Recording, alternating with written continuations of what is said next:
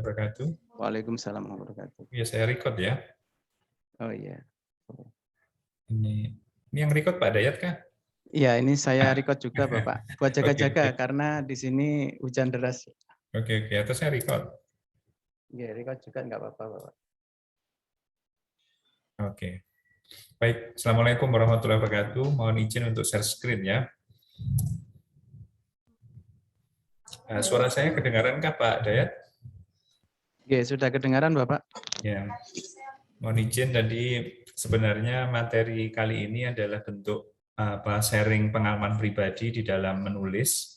Jadi tidak begitu teoritis begitu ya, namun nanti akan tetap kita cross check dengan teorinya Swale, bagaimana creating a research space itu ya, CARS modelnya itu. Saya tidak akan menjelaskan itu, cuman kita nanti akan langsung sharing bagaimana menuliskan introduction. Jadi kelanjutan dari pertemuan kemarin, sebagai bentuk kelanjutan, maka yang dipersiapkan terlebih dahulu dalam menuliskan introduction adalah mereview beberapa kajian pustaka atau penelitian pendahuluan dalam bidang yang kita minati. Sini saya mencoba memberikan dua contoh pengalaman saya menulis pribadi ya, tidak ada yang mendampingi dulu, itu hanya membaca-baca saja. Saya coba sampaikan di sini. Kebetulan satu artikel itu adalah bentuk kritik dari artikel saya yang sudah publish di Call IJ, itu terindeks Scopus Q2 ya. Kemudian ini bentuk kritiknya, nanti kalau ada yang mau nulis ya monggo, malah bagus ya, simple topiknya ini. Ini dari yang simple-simple dulu aja.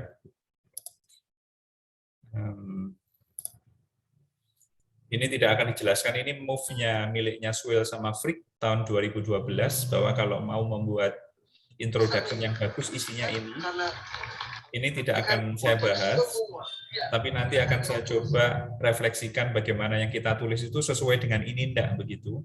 Karena kalau bahas teori itu bisa di browsing di Google, itu sudah selesai sebenarnya. Nah, ini yang pertama contohnya.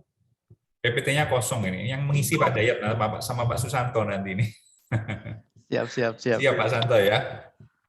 Jadi kebetulan artikel saya tahun 2020 ini, 2020 itu terbit di Call IJ, topiknya sama, kartun video sederhana ya, kartun video yang bertebaran di YouTube itu.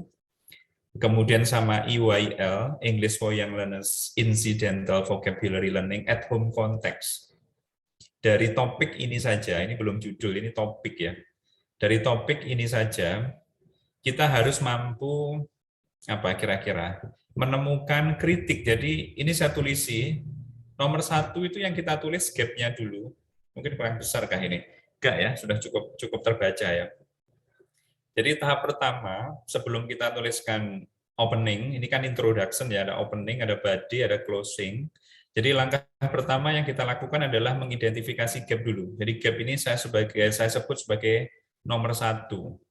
Mungkin teman-teman yang bahasa Inggris, ada yang bisa memberikan masukan, kira-kira gap-nya, kalau topiknya seperti ini apa? Bebas ini. Ini kan kata kuncinya kan ada kartun video, ada EYL, ada incidental vocabulary, ada home context.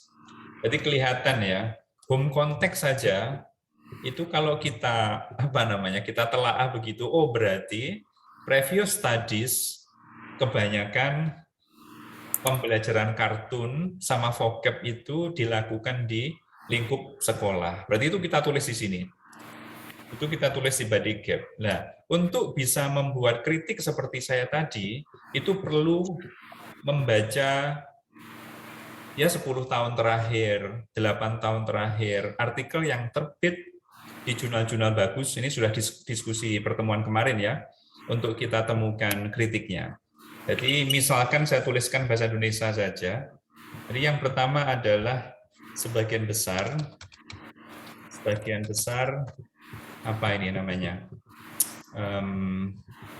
penelitian terdahulu ya, previous studies lebih enaknya, previous studies yang membahas tentang kartun video, saya singkat aja CV, kemudian dan vocabulary, dan vocabulary itu kebanyakan, sudah sebagian besar itu, sebagian besar previous studies tentang kartun video dan vocabulary itu dilakukan di lingkup sekolah. Atau yang kita sebut, sekolah itu kan formal ya, kita sebut dengan formal setting. Ini menemukannya ini butuh membaca, tidak bisa kita, ya mungkin kita kira-kira dulu ya, sambil kita refleksikan dengan previous studies yang kita baca. Kira-kira logis enggak ini? Oh kayaknya logis. Kalau logis kita lanjutkan. Ada kritik lainnya enggak selain apa ini? Selain apa ini? Selain yang di formal setting, mungkin kritik yang kedua ada yang bisa membantu. Katanya Pak Santo mau bantu ini. Kira-kira kritik yang kedua apa ini? Partisipannya ini. Ya. Iya, maksud saya biar interaktif, tidak dari saya. Ya. Begitu ya. Oke. Maksud saya partisipan di penelitian ini. Jadi yang diteliti itu mereka yang memiliki karakter terhadap bahasa Inggris itu sendiri seperti apa, paham atau belum paham. Oke, itu salah satu masuk. Nanti kita telah logis enggak kritik yang disampaikan oleh Pak Santo tadi. Atau mungkin setelah melihat previous study itu kita coba lihat, oh ternyata sebentar. Sebelum ke kritik nomor 2 Pak Santo, jadi teman-teman. Jadi kan ini kritik pertama, sebagian besar previous studies tentang kartun video dan vocab untuk anak-anak itu dilakukan di lingkup sekolah. Ini kan klaim kita. Ini kalau bahasanya Swell disebut dengan klaim atau niche itu ya. Kemudian setiap klaim kita itu harus ada supporting. Ini saya kasih tanda panah aja. Ini namanya supporting claim. Berarti butuh teori apa ini? Ini jelas, ini wajib kalau sudah begini. Berarti harus tahu perbedaan belajar di rumah, belajar di sekolah ya, di sekolah dan di rumah, atau formal lawan informal, formal versus informal learning. Seperti apa bedanya? Itu harus muncul, dan ini berarti jelas butuh referensi kan? Kita tulis saja. Kita perlu, kalau seperti ini referensinya ada banyak, paling 1 atau 2 gitu ya. 2 referensi lah, nanti baru kita bisa bilang 2 references. Ini kita simpan dulu sebelum kita tulis intro. Jadi ini wajib kita ini namanya adalah claim and supporting claim atau evidence. Ini yang pertama kritiknya. Kemudian setelah kita paparkan previous studies, kita mungkin akan melihat, oh ternyata duration yang dipakai atau waktu dalam video itu variasi. Ada yang 15 menit, ada yang 5 menit, ada yang betul Pak Santo tadi karakteristik anak ya dengan videonya bagus, itu mantap itu. Berarti yang kita kritik kedua adalah durasi. Oh, sebentar. Durasi video, durasi kartun video dalam previous studies berbeda-beda.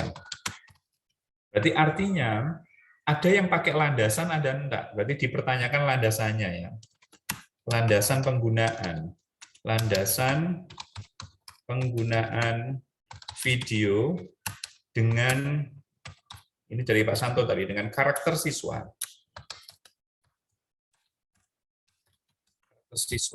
Kalau IYL masa ya 15 menit. Nah, itu kan perlu, ini orang-orang psikologi nih yang paham ini. Kita gabungkan ya, berarti kita lihat psikologi pembelajaran. IYL itu cocoknya berapa menit? Itu cocoknya berapa menit durasinya video. Nah, ini juga sangat penting untuk untuk ditemukan. Nah, ini berarti perlu referensi. Kalau seperti ini referensinya ya agak banyak.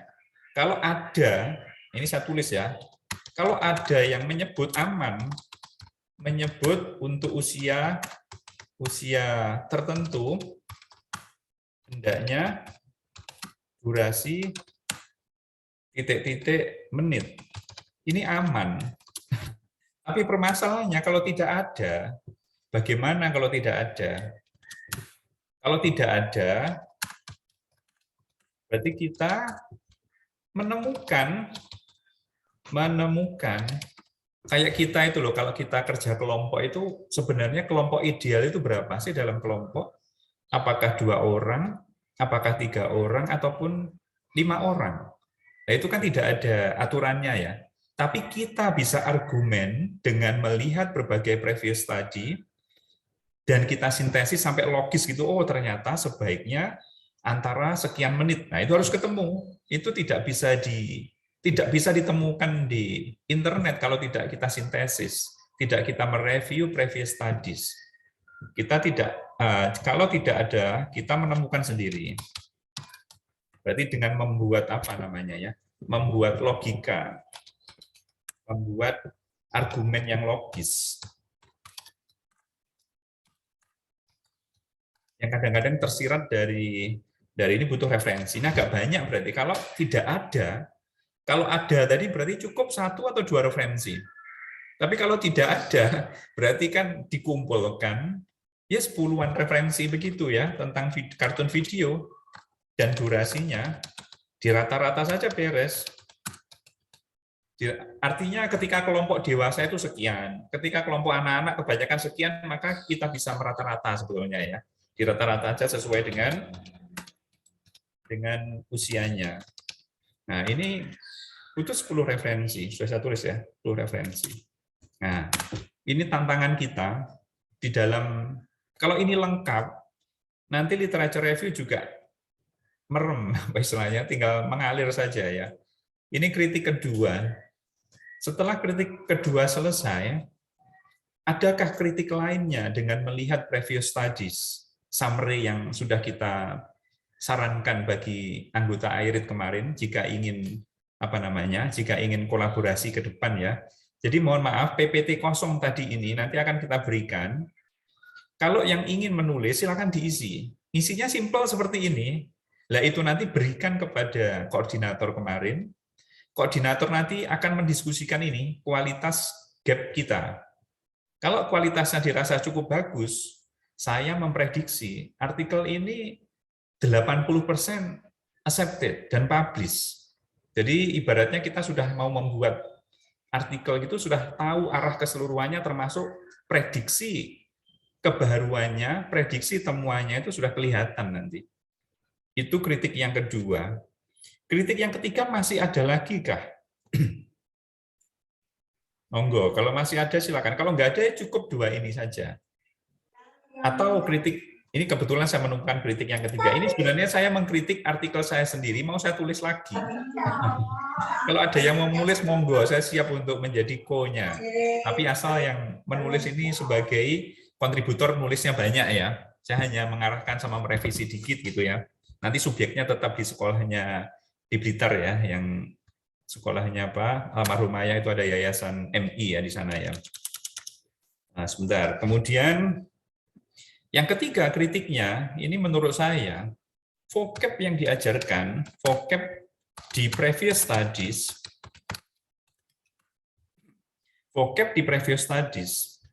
menurut saya kurang kontekstual. Misalkan, kalau budaya Indonesia kan, kemah itu bahasa-bahasanya kan beda dengan luar ya. Jadi kita coba cari video yang sesuai dengan konteksnya. Kalau kurang kontekstual ya kita tunjukkan nanti. Berarti ada referensi yang menunjukkan itu. Ya mungkin 3 atau 4 itu ya. 4 yang menunjukkan bahwa tidak kontekstual. Nggak ada landasannya gitu loh, milih vocab dari video, asal video dicomot. Nah, ini yang kita kritiki 3 sampai dengan 4. Berarti asal pilih video belum belum sesuai dengan konteks anak, konteks keseharian anak. Kan katanya siapa ya? Saya lupa itu. Kemarin baca bukunya siapa yang punyanya Mbak Nanda tentang teaching English for hard hearing students. Itu ada namanya kalau anak belajar dengan konteksnya dia akan cepat acquisition-nya. di antara teorinya Salinger, teorinya siapa kemarin ada Chomsky dan lain-lain itu ada yang bilang begitu, saya lupa siapa namanya. Nah, berarti ini referensinya yang saya baca tadi dicantumkan satu referensi pendukung bahwa belajar itu harus sesuai konteks, bahwa belajar sesuai konteks akan acquisition-nya bagus, akan learning-nya optimal, acquisition-nya optimal, akan optimal apa acquisition-nya. Sudah beres. Kayaknya habis konteksnya ini. Berarti kalau gap kita, gap teman-teman nanti yang anggota IRIT itu dikumpulkan, kita telaah bagus, siap kita untuk membantu itu nggak sulit, nulisnya sudah nggak berat lagi. Kadang-kadang kan teman-teman nulisnya dari feeling ya, itu bahaya. Pasti 60% ke atas revisi nantinya. Kalau sudah begini, kita sekarang renungkan apa sih openingnya kira-kira biar paragrafnya tidak organisasinya tidak meloncat. Kita harus drafting. Kalau sudah ini enak. Kita coba openingnya kita perlu apa nanti? Topiknya kan kartun video sama incidental vocabulary learning in home context. Kemarin pesannya di jurnal jurnal TESOL IJ, local problem should be connected to global problem. Berarti kalau mau discuss kartun video, berarti kita harus ngomong global. Berarti mungkin openingnya sederhana. Kalau opening itu tidak begitu tidak begitu berat. Jadi hanya pokoknya sesuai dan flow-nya bagus gitu aja. Mungkin saya pilih mulai dari popularitas CF, kartun video di dunia ini, kartun video di globally ya, di dunia lah, di dunia biar enak. Nah, ini kalau kita sudah bilang dunia, maka sebentar, yang kita sebut dengan popularitas itu apanya? Penggunanya misalkan. Usia penggunanya. Atau jumlah pengguna dulu. Pengguna, kemudian usia. Karena ini IYL, maka kalau bisa mulai dari kalau mau semua ya usia mulai dari dewasa hingga menuju ke anak-anak ini, anak-anak hingga dewasa, atau kita tulis dewasa dulu, terus ke anak-anak. Nah, yang IYL ini. Itu kalau bisa harus terjawab sama intensitas atau waktu mereka melihat video. Waktu mereka melihat kartun video. Ini sudah jelas ini. Kalau kita bilang dunia, sebenarnya dunia representasinya adalah apa? Benua ya. Berarti USA 1. Negara besar aja perwakilannya. USA 1 sudah cukup. Kemudian UK, Eropa ya, UK 1. Referensi. 1 artikel. Saya tulisnya 1 artikel. Kemudian UK juga 1 artikel begitu ya. Kemudian Asia kan agak banyak lah, belikan 2 atau 3 gitu, 3 artikel. Sudah aman ini. Nah, kan belum nyambung dengan gap ya. Berarti kalau sudah populer, berarti jelas arahnya ini. Ini kan ibarat matematika itu setelah 1 ada 3. Berarti berapa kelanjutannya kan 2. Nah, 2-nya ini mau tidak mau isinya pasti CV di education. Nah, kalau sudah begini, kita nulis intro itu tidak akan melompat idenya, karena kita mulai dari dari gap dulu, kita lebarkan ke dalam general statement di dalam intro, akhirnya nyambung. Jadi kartun video di education, kalau mau education apa yang disebut? Silakan psikologi. Tidak hanya untuk vocab loh ya, psikologi, untuk mental health, sport, untuk physical health, kemudian math untuk perhitungan, kemudian science untuk fisika dan lain-lain, termasuk bahasa Inggris EFL. Bagus kalau sudah begini. Baru ini nyambung dengan gap-nya. Jadi ini cara saya original ya, ini tidak niru siapapun, tapi original pengalaman belajar saya begini dan menjadi mudah nulisnya. Kalau sudah begini, kita tinggal menulis ini tadi sudah artikel, berarti ini banyak ini. Psikologi berapa artikel? Sebutkan aja 2 artikel. Spot 2 berarti 8 loh ini ya. 8 artikel. Sehingga pembimbing, kita kan pembimbing ya ke mahasiswa itu, berapa sih jumlah referensi di dalam intro kelihatan? Ini 20 lebih. Jadi sebenarnya kenapa sih reviewer itu meminta minimal apa namanya? Ada yang bilang 39 di jurnal 3L itu. Ya karena begini. Karena seperti ini menentukan kualitas tulisan kita sama kualitas jumlah referensi yang kita perlukan nantinya. Kemudian bagian yang ketiga ini paling menarik, paling mudah. Kritiknya jangan ditinggalkan. Yang akan menjadi pembeda dengan artikel sebelumnya. Jadi draft saya ini kalau dicek similarity 0. Karena ini berbeda dengan, tidak ada yang saya kutip dari artikel sebelumnya. Jadi saya membuat cerita sendiri, berbeda dari artikel yang publish, yang sudah saya review. Jadi yang minim sekali untuk similarity-nya. Jadi closing-nya, kita coba aja, kita buat. Atau ada yang mau mencoba? Penelitian ini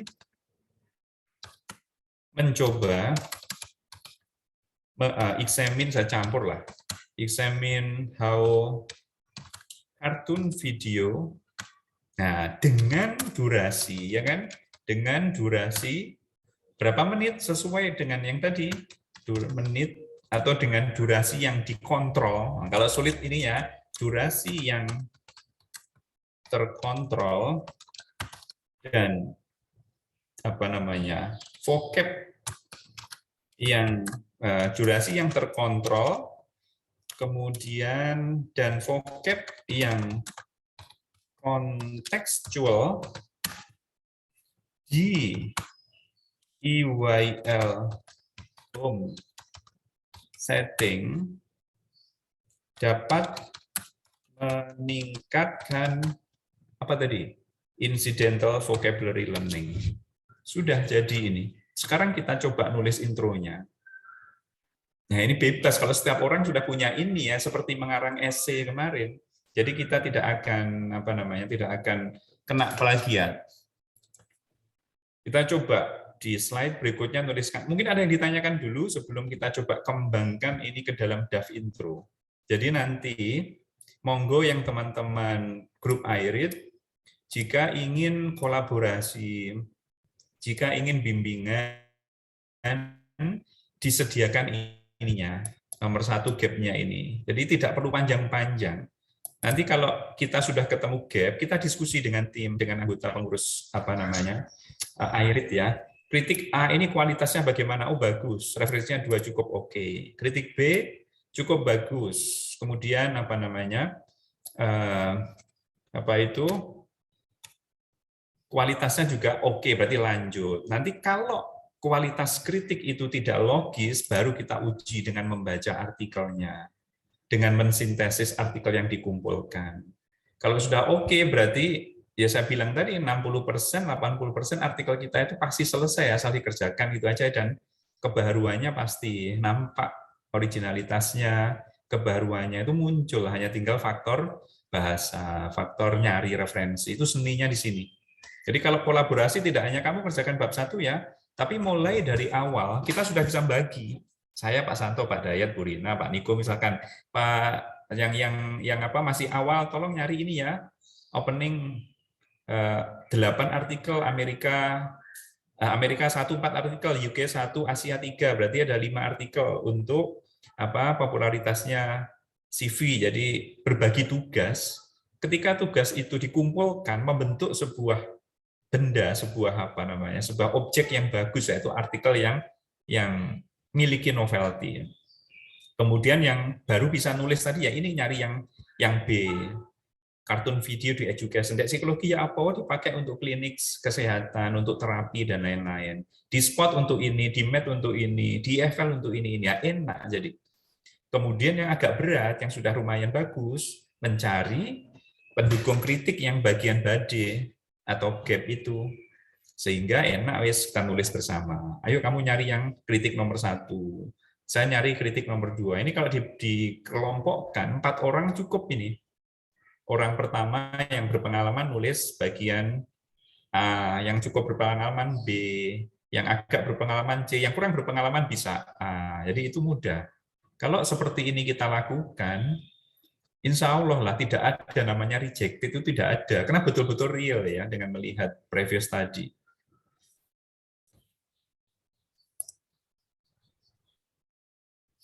Dilanjut ke Tanya Pak Yudi. dalam, ya Pak Santomo. Ya mungkin begini. Terima kasih. Lihat konteks dari tema ini kan at home konteks. Ini kan walaupun at home tidak dimaknai bahwa ini independent learning-nya siswa yang masuk EYL itu.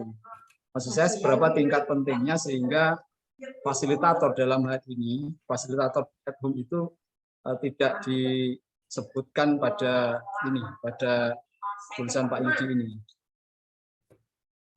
Yes, gimana? Mohon maaf diulangi lagi Pak Santo, agak sebelahnya tadi. Ya, dengan dari melihat ini ya, tema ini, fokus saya pada at home contact ini kan karena ini EYL ini ya, saya kira kan ini tidak tidak mengacu pada independent learning-nya anak-anak ya, masih anak-anak, berarti kan ada fasilitator di sini. Dalam arti ya pengajarnya lah. Nah ini pada konteks ini kan seberapa penting atau tidak penting di konteks ini tidak disinggung sama sekali tentang fasilitator itu. Oke, baik. Ini sebenarnya saya akan mengkritik artikel saya ya untuk menjadi artikel lagi. Jadi ini sebenarnya eksperimen nanti. Jadi kebanyakan kan anak-anak ini kan sebenarnya pentingnya begini. Pentingnya pengajar, peranan pengajar. Ini saya menyindir anak-anak kelas 3. Karena kelas 4 di SD itu kan ada bahasa Inggris 456 kalau tidak salah ya, atau malah kelas 6. Mohon dibetulkan. Kalau yang ada kelas 4 berarti ini untuk kelas 3 ke bawah. Artinya ketika Bapak Ibu ingin mengajari anak-anaknya belajar bahasa Inggris lebih awal, mereka nggak punya kesempatan kalau nggak tahu penelitian ini. Mereka hanya feeling saja pokoknya diajarkan gitu kan ya, tidak tahu strateginya. Kalau mereka nunggu sekolah kelamaan, nah ini pentingnya di situ. Berarti nanti manfaat spesifiknya adalah eksperimen bagaimana sih satu anak itu diberikan kartun di rumah dengan durasi tertentu, yang isi vocabnya itu sesuai dengan keseharian mereka atau konteksnya, kemudian bagaimana learning mereka, progresnya seperti apa, sehingga nanti bisa dipakai oleh orang tua lain ketika ingin mengajarkan anak-anaknya belajar bahasa Inggris, terutama vocab sesuai dengan konteks itu lebih awal. Karena punya saya dulu camping, vocabnya 1, sehingga itu kan tidak powerful ya, padahal kan menurut rumusnya penggunaan bahasa itu bagus ketika dipakai dengan konteksnya. Misalkan go to school, ada to school, itu kan sudah bagus ya. Nah, to the market itu kan sudah konteks lah, itu kritik dari lainnya. Mungkin itu Pak Santo. Iya ya, terima kasih. Berarti kan orang tua nanti ya sebagai perantara ini pada eksperimen. Jadi nanti enak ini. Ini kalau yang kemarin kan videonya saya kirimkan ke HP-nya orang tua, minta izin kepada 13 anak saja untuk dikirimi video yang durasinya 3 menit. Setelah itu mereka kita suruh untuk menyebutkan vocabulary-nya itu seperti apa dari arti. Misalkan apakah kamu ingat dengan gambar tenda ini?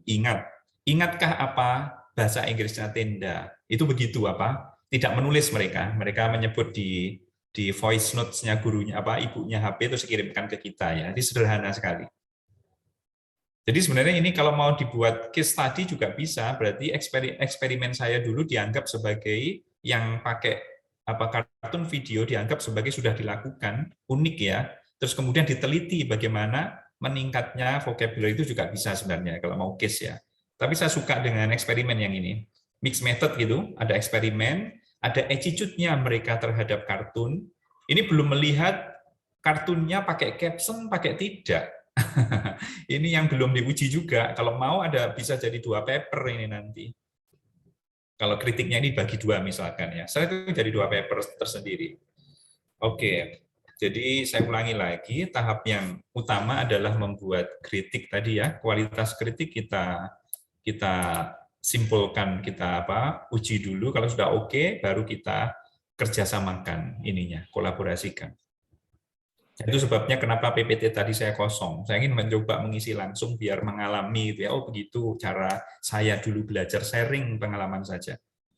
Baik, kita lanjut sekarang menuliskan intronya. Ini aja saya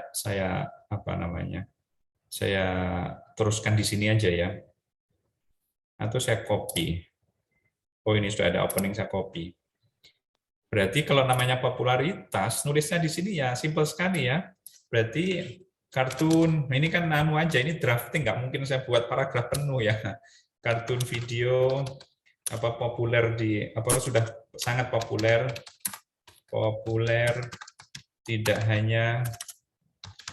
bagi semua kalangan, populer bagi semua kalangan, baik dewasa maupun anak gitu ya. Sebutkan di mana anak-anak. Di Amerika misalkan, USA misalkan berapa penggunanya. Kemudian anak-anak berapa, sampai dengan semua negara tadi. USA, UK, Asia berapa penggunanya. Yang kita inginkan tadi kan pengguna, terus apa tadi? Usia, waktu mereka melihat. Nah, waktunya khusus ke anak-anak. Nah, ternyata ditemukan bahwa kebanyakan, ini nanti referensi loh ya di sini, referensi dari uraikan lah. Kebanyakan untuk anak-anak itu melihat TV, kartun movie setelah pulang sekolah. Titik. Di Inggris misalkan, di Inggris itu 6 juta anak ya, 6 juta anak SD melihat kartun video itu jam 3 sore sampai dengan jam 5, jam 3 sampai dengan jam 5 sore. Kemudian referensi jelas nih, referensi yang miliknya UK tadi. Kemudian Asia juga, bagaimana dengan Asia? Kalau nggak ada bilang aja. Sejauh ini Asia tidak menspesifikan jam berapa melihat kartun, namun namanya anak-anak mereka ketika sekolah kan tidak sempat melihat kartun ya, mungkin sepulang sekolah atau hari libur ya. Sedangkan dewasa untuk hiburan sifatnya ataupun untuk belajar itu juga masih samalah, sebutkan referensinya. Sekarang kita akan mengarah yang B. Intro B itu di education. Nah, enak ini nyambungnya. Bagaimana agar nyambung dengan kalimat awal? Berarti kan karena populer ya kita pakai transitional signal. Saya lupa dengan dosen writing saya. Jadi ada Nah, karena populer nyambung kan kalau nulis 1 terus 2. Karena di dunia populer sangat populer, maka kartun video banyak dipakai dalam dunia pendidikan. Tadi kan kita sebut di sini. Dunia pendidikannya ada psikologi sport, jadi uraikan lah di psikologi seperti apa. Sampai IFL, 8 artikel ya. Berarti ada 8 referensi di sini. Uraikan di sini. Silakan diuraikan. Kan beda-beda ya untuk psikologi itu apa, kan tahu dari tujuan penelitiannya, artikel 1 sampai 8 tadi. Ada 8 referensi di situ. Ya. Kemudian sekarang ini nanti diuraikan itu bisa jadi 1-2 paragraf loh, bukan segini. Ini kan tinggal kemampuan kita mengelaborasi saja ya. Misalkan di psikologi kartun dibagi untuk tiga tujuan utama. 1 untuk pendidikan moral value, untuk motivasi, untuk lainnya lah, sebutkan apa ya, tergantung dari isi artikel. Di spot untuk apa, uraikan biar panjang. Di FL uraikan. Ternyata di FL lebih banyak digunakan untuk ini gitu ya. Silakan diuraikan aja. Kemudian baru kritik tadi kita bilang penelitian ini langsung aja, penelitian ini penelitian cartoon movie dan incidental vocabulary learning dilakukan karena ada 3 alasan. Itu bebas, dengan bahasa lain juga boleh. 3 alasan. 1 sudah tulis saja di sini. Previous studies selesailah. 1 berarti A ya. Di copy aja. 1 kita copy, shred begitu dengan referensinya. Kita copy, kita taruh di sini.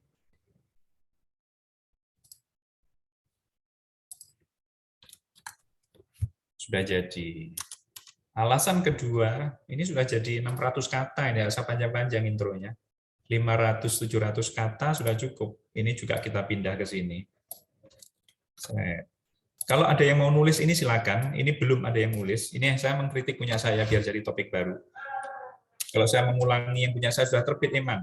Karena saya ingin juga punya pandangan artikel lagi ke depannya. Kalau nggak ada yang nulis, saya tulis nanti setelah selesai artikel berikutnya. Ini sudah jadi nih, tinggal menguraikan saja. Closing-nya sudah selesai tadi. Kita tinggal membuat bahasa yang bagus saja di sini. Nah, ini bagi orang-orang yang mungkin masih baru pertama kali belajar, mungkin bisa lebih baik pakai bahasa Indonesia, biar tidak terganggu kreativitas kita dalam mengembangkan. Jadilah intro kita yang pertama. Terasa sudah 30 menit. Mungkin itu Pak Dayat, contoh simpelnya ya. Kalau ingin detail silakan bergabung dengan IRID ya. Bagi yang di luar IRID. Terima kasih banyak Pak Yudi. Sebenarnya saya mau lanjut, ada satu lagi topik lesson study. Itu kritik pengalaman dari, ini tadi ya, mau tak buat kritiknya seperti apa. Saya gitu. Mungkin tanya jawab dulu Pak Dayat. Oke. Silakan teman-teman, mungkin ada yang ingin menanyakan tentang bagaimana menyusun intro yang bagus. Silakan. Oh iya. Satu lagi Pak Dayat sebentar. Silakan Pak. Tadi kan saya tidak menjelaskan ini miliknya Swale. Karena itu teoritis sekali. Itu CARS model ya, creating a research space model. Swale sama Frick yang terkenal untuk menganalisa move-nya sebuah paper. Kita refleksikan sekarang. Ini. Nomor 1, menuliskan pentingnya area riset ada enggak? Fokusnya, sentralitasnya, relevansinya ada semua. Relevansinya ada muncul di sini. Yang kedua, memperkenalkan area penelitian. Ada sekali, area vocab dikenalkan. Kemudian yang kedua, establishing niche atau hook, kritiknya kita. Menuliskan gap dari berbagai previous study, theoretical gap, empirical gap, methodological gap, ada semua. Maka nomor 1 ini adalah kritik konteks, metodologi berarti ini ya, konteksnya di luar sekolah. Kalaupun ini belum ada, karena saya sudah pernah meneliti di rumah, berarti nanti gini, kritiknya jenengan begini, teman-teman begini, masih relatively little research have been done regarding incidental vocabulary learning using cartoon video in home setting. Jadi begitu, bukan tidak ada lagi, tapi masih little research have been reported. Nah, gitu. Jadi kita menggunakan previous study sebagai informasi karena sudah ada. Kalau nggak ada ya belum ada. Tapi jarang kok, belum ada itu jarang ya. Itu enak. Kemudian kita cek lagi yang ketiga ini, menguraikan occupying the niche. Ada jelas. Niche-nya kelihatan, ada konteks berbeda, durasi berbeda, vocab-nya konteks berbeda, home setting-nya sama, nggak apa-apa, pakai landasan teori saya yang ada di artikel 2020 di Call IJ. Selesailah intro kita. Sedikit lesson study ini, kalau ada yang tertarik, monggo. Ini hanya berdasarkan empiris saja. Openingnya mudah ya. Jadi ini lesson study itu kan teacher collaborative learning sebetulnya kan. Melihat bagaimana guru guru berkolaborasi ngajar untuk meningkatkan kualitas learning-nya siswa. Itu kalau dicek ya namanya technological pedagogical content knowledge. Technological knowledge itu kan digital literacy, pedagogical kan cara ngajarnya, konten kan isi course yang diajarkan. Kemudian kalau kita ingat sejarahnya sebelum COVID, lesson study kan tradisional. Ketika COVID blended, nah ketika teknologi mulai dipromosikan blended. Kemudian ketika traditional learning nggak ada menjadi online. Berarti kan kalau kita lihat melalui logika itu ya, empiris itu atau kontekstual begitu, sebenarnya kelompok guru belajar itu, lesson study itu mengalami evolusi yang luar biasa dari lesson study tatap muka yang fokusnya kepada PCK, Pedagogical Content Knowledge, bergeser ke blended atau hybrid lesson study, menjadi fokusnya semi TPACK, kemudian berubah menjadi full online. Lesson study berubah menjadi TPACK, teknologi potretnya menjadi full, kalau di blended kan separuh. Nah ini bagaimana sih dampak perubahannya CK-nya, content knowledge-nya ketika teknologi itu dipakai full. Kritiknya mudah, TPACK-nya miliknya Misra Koher kebanyakan universal, berasal dari teknologi educational technology. Tidak bisa dipakai untuk memotret English. Maka saya gunakan TPACK miliknya English. Nanti cari di Call Journal miliknya siapa gitu ya. Itu kritik satu. Kritik dua, pergeseran konteks dari tradisional blended ke full lesson study. Ini menjadi online lesson study. Online lesson study itu akan mempengaruhi TPACK. Ini belum dipotret oleh para peneliti terdahulu. Bagaimana sih pergeseran, bagaimana sih content knowledge dipadukan dengan teknologi dalam lesson study itu, teknologinya seperti apa, content knowledge-nya seperti apa. Nah itu bisa diteliti. Ini sebenarnya saya bisa juga nanti mungkin pertemuan ke depan lah kita cari yang kualitatif lagi. Untuk menulis intro dari sudut kualitatif, ini kan kuantitatif ya. Terima kasih Pak Dayat. Oke, terima kasih banyak Pak Yudi. Silakan teman-teman, mungkin ada yang ingin bertanya.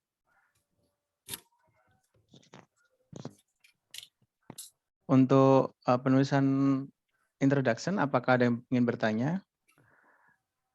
Ya, ini ada pertanyaan, ada link absennya. Untuk hari ini tidak ada link absen, tapi nanti ada link sertifikat. Ya Bapak Ibu, tenang saja. Mungkin nanti Pak Yudi, materinya bisa di-share Siap. teman-teman. Materinya kan hanya PPT kosong ya. Iya, biar nanti bisa dilanjut menjadi draft cap. Siap. Nanti saya berikan ke jenengan. Oke. Silakan teman-teman, mungkin ada pertanyaan. Pak Yudi, saya mau bertanya. Silakan Pak. Ya, ini dari Jogja. Begini Pak, kalau di bagian pengantar, apakah ada batasan jumlah referensinya?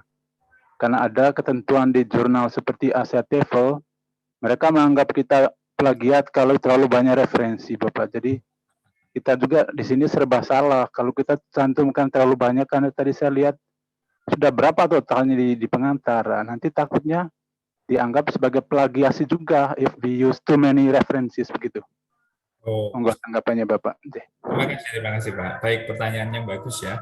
Sebenarnya kelihatan ya dari sini tadi berapa jumlah referensi itu, kalau saya simpulkan tidak ada angka yang pas.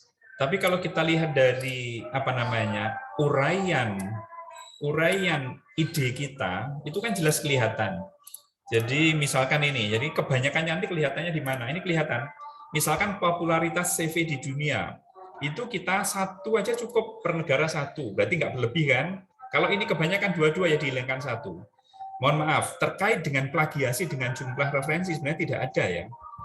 Asalkan ini ketuntasannya aja lah, ketuntasan sejauh mana informasi itu mampu mensupport ide kita.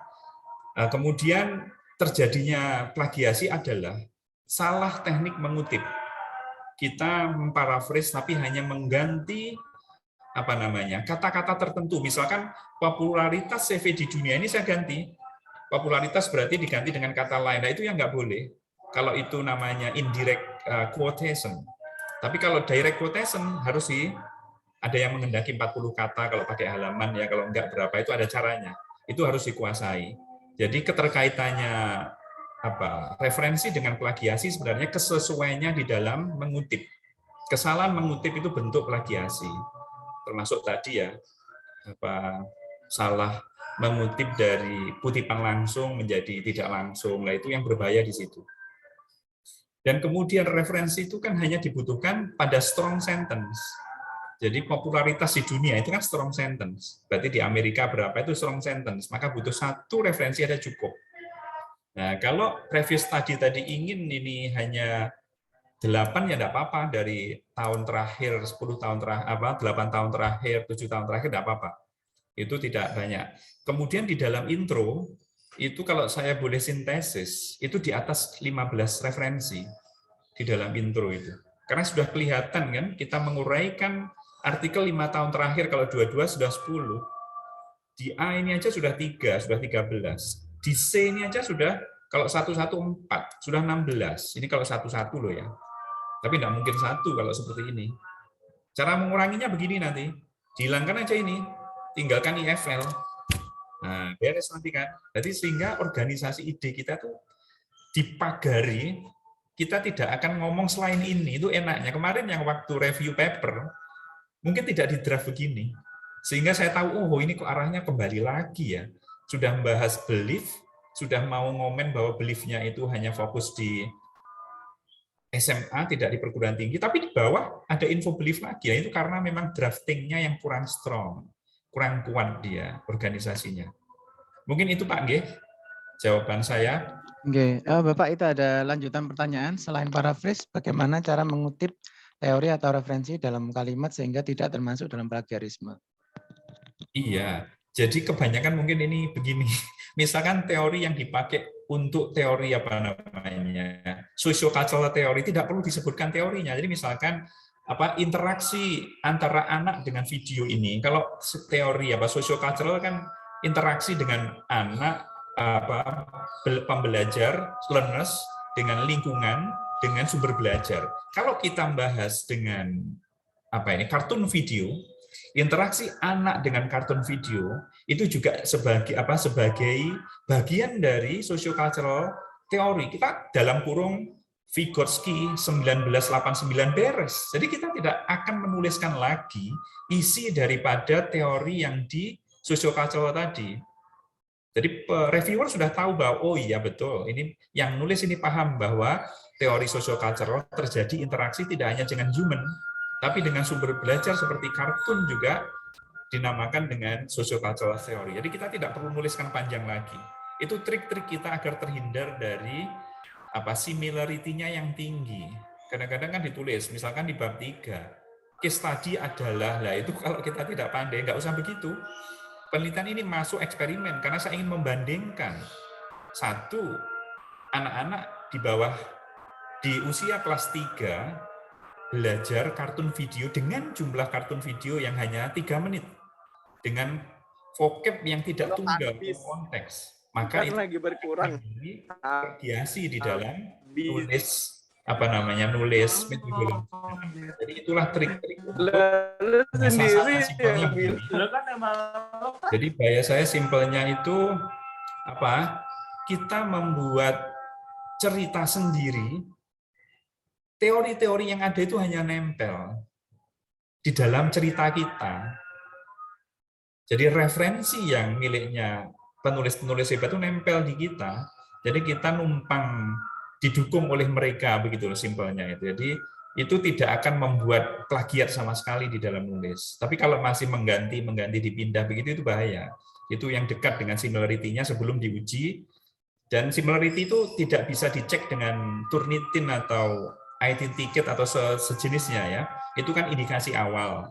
Itu akan bisa dicek ketika ruhnya di dalamnya itu, misalkan yang dikutip si A dijejerkan dengan tulisan kita, itu baru bisa dicek. Oh ini ngikuti ya, ini fabrikasi enggak, oh ini enggak, itu baru bisa begitu. Jadi itu hanya indikasi awal saja ya untuk adanya plagiasi apa tidak, begitu. Mungkin begitu Pak Dayat. Ya, terima kasih Pak Yudi. Ini masih dilanjut pertanyaan, jadi totalnya harus dirubah bahasanya ya Pak? Iya betul. Itu seni paraphrase saja. Oke. Mungkin kalau sedikit menambahkan, mungkin penggunaan referencing system atau referencing tools manager seperti Mendeley itu juga bisa mengurangi untuk tingkat persentase daripada plagiarisme. Jadi ketika kita menggunakan referencing system, itu secara nggak langsung kutipan kita insya Allah tidak masuk dalam kategori plagiarisme. Ya, betul. Gitu. Betul. Mungkin ada pertanyaan lagi dari teman-teman? Silakan. Untuk link sertifikat sudah saya share di sini. Mungkin nanti bisa langsung diklik. Jadi nanti kita ada waktu sekitar 15 menit mungkin untuk PPT ke Pak Dayat ya, mohon di-share nggih. Oke. Ini ada pertanyaan dari Pak Jeki dari Padang. Apa beda kedudukan teori di literature review dan di pembahasan? Kemudian yang kedua, pada sebuah artikel apa yang bisa dikutip? Mohon maaf, mungkin ini masih nyambung ya pertanyaannya. Yang pertama, pertanyaan nomor 2 mungkin belum lengkap Bapak. Jadi yang pertama dulu, apa beda kedudukan teori di literature review dan di pembahasan? Mungkin itu dulu Pak. Itu nanti ada sesi waktu kita membahas literature review, ya, tapi nggak apa-apa kita.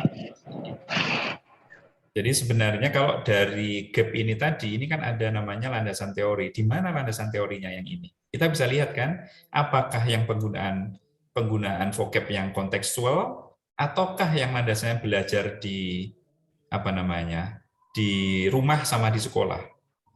Nah, kita harus melihat. Kalau saya milih theoretical frameworks nanti adalah learning, berarti nanti vocabulary incidental. Ini nanti seni ya, seni menamai poin-poin di dalam literature review kan. Kalau judulnya begini kan kadang-kadang kita nulisnya kartun video. Tidak begitu. Nanti itu ada seni sintesis namanya untuk menulis poin-poin di literature review. Berarti di literature review nanti yang awal ada bisa begini. Previous study of incidental vocabulary learning home versus school context. Jadi bisa gitu.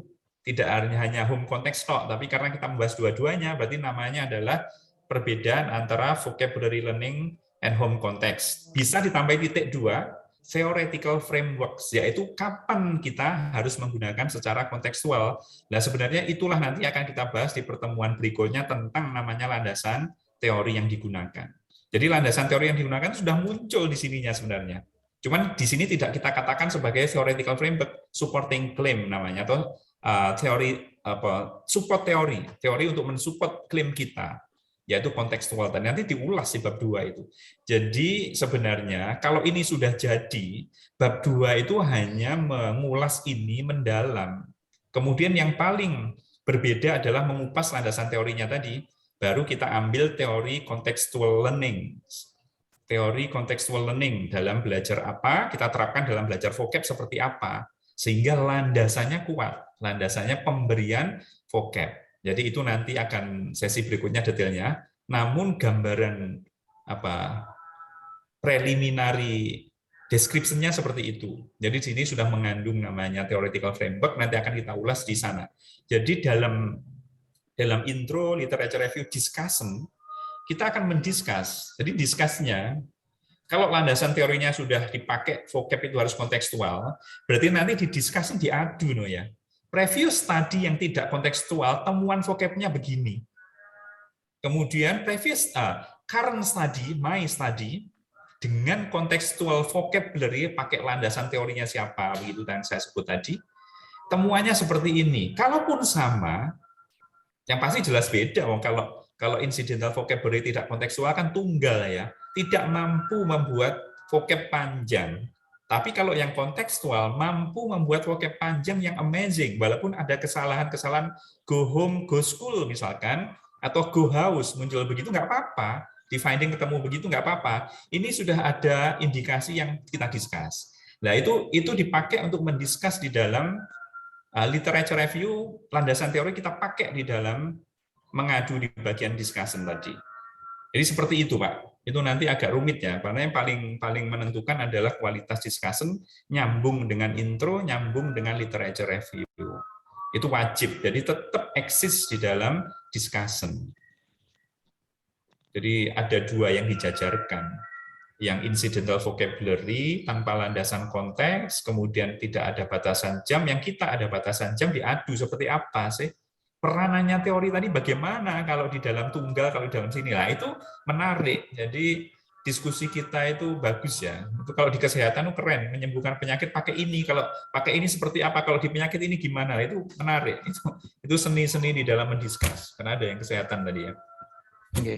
Ini pertanyaan lanjutannya, Bapak. Apakah pada sebuah artikel itu boleh dikutip di bagian pendahuluan, metode, atau seluruh bagian artikel? Saya pernah dengar yang hanya boleh disitasi hanya hasil penelitiannya. Bagaimana, Bapak? Oh, tidak ya. Saya tadi kan bisa mengutip misalkan si A meneliti vocab itu durasinya 15 menit. Menurut saya nggak logis. Jadi boleh. Jadi saya mengomentari, mengkritik, misalkan ini ada 8, ada berapa tadi? 10 artikel konteks apa namanya?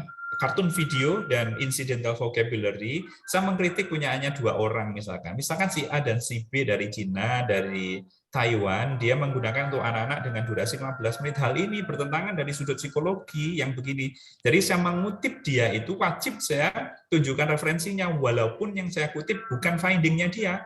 Karena kritik kita bukan finding, tapi kritik kita adalah metodenya dia. Dia mengajar di Cina sama Taiwan tadi durasinya 20 menit, wah kelamaan untuk anak-anak di rumah 20 menit belajar ya.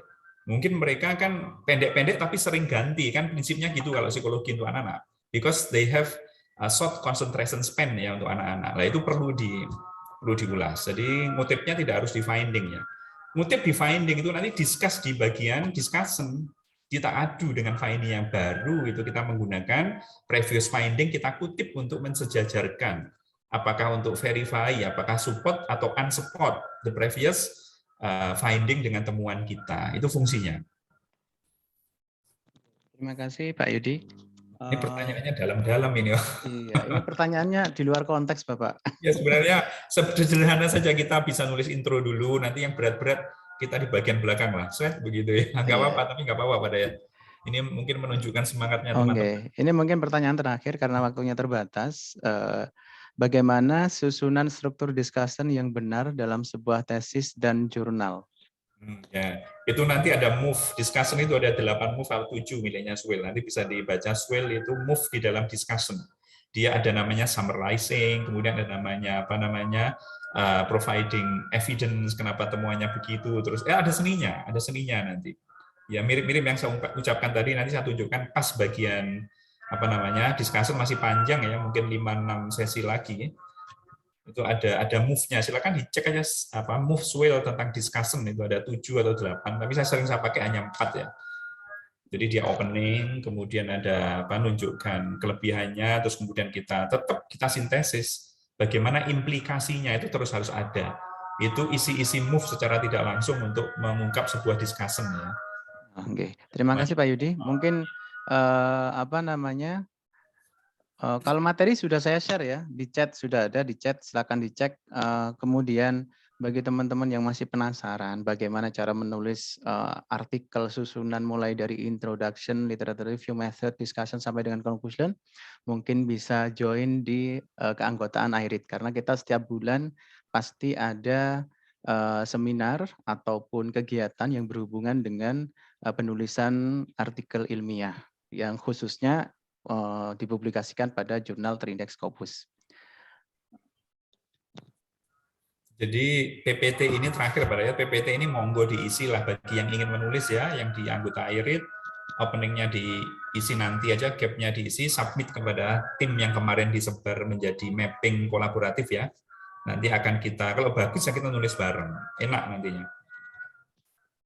Ya, untuk anggota IRID tenang saja, nanti yang belum bisa join atau apa namanya materi yang mungkin belum bisa download di chat akan saya kirim di grup WA di anggota IRID ya. Jadi bagi anggota IRID tenang saja, fasilitas penuh khusus anggota IRID ya. Bagi yang teman-teman belum menjadi anggota bisa join. Caranya sangat mudah, yaitu dengan membayar Rp300.000 nanti ditransfer kepada Mbak Trisnananda ya. Kemudian Anda akan mendapatkan banyak fasilitas mulai dari kartu anggota, kemudian gratis mengikuti seminar series. Ini seminar series masih sesi 1 ya yang kemarin, kemudian total ada 10 gratis seminar series. Cuma karena sudah ada satu yang sudah berjalan, sehingga masih ada 9 sisa gratis seminar series, dan juga ada gratis juga bimbingan dari Pak Yudi. Ini berdasarkan dari waktu dan kelonggaran Pak Yudi. Seperti hari ini tadi adalah waktu yang diluangkan Pak Yudi untuk mengisi acara gratis bagi anggota AIRID maupun yang non. Yang minggu kemarin tanggal 8 itu khusus anggota AIRID. Jadi bagi teman-teman yang belum join bisa join. Kemudian untuk teman-teman yang mungkin lupa, ya saya share dulu tentang koordinator kolaborasi ya. Jadi untuk call nanti bisa menghubungi saya. Jadi teman-teman bisa nanti mengisi yang sudah di-share oleh Pak Yudi, gap-nya apa nanti kita bisa tirukan. Kemudian untuk IYL bisa menghubungi Bu Rina, kemudian untuk TPD bisa menghubungi Bu Vika dan Pak Susanto, untuk ISP dengan Pak Dodi, kemudian ada English Instruction and Classroom Discourse itu dengan Bu Anita dan Pak Yudi langsung, kemudian Linguistik dan Literature itu dengan Pak Niko, kemudian English and Finance dengan Pak Yudi, dan yang terakhir SLE dengan Bu Nanda. Jadi ini nanti bisa menghubungi koordinator, mungkin Bapak Ibu bisa langsung menyusun gap-nya di rumah ya, karena masih ada waktu panjang, puasa bisa dimanfaatkan untuk menerbitkan satu artikel, menyusun introduction ya, mungkin dalam waktu 1 bulan karena kita Gapnya masih dulu ada aja lah, waktu. jangan panjang-panjang intronya. Iya. Bongkar nanti kemana-mana. Oh iya.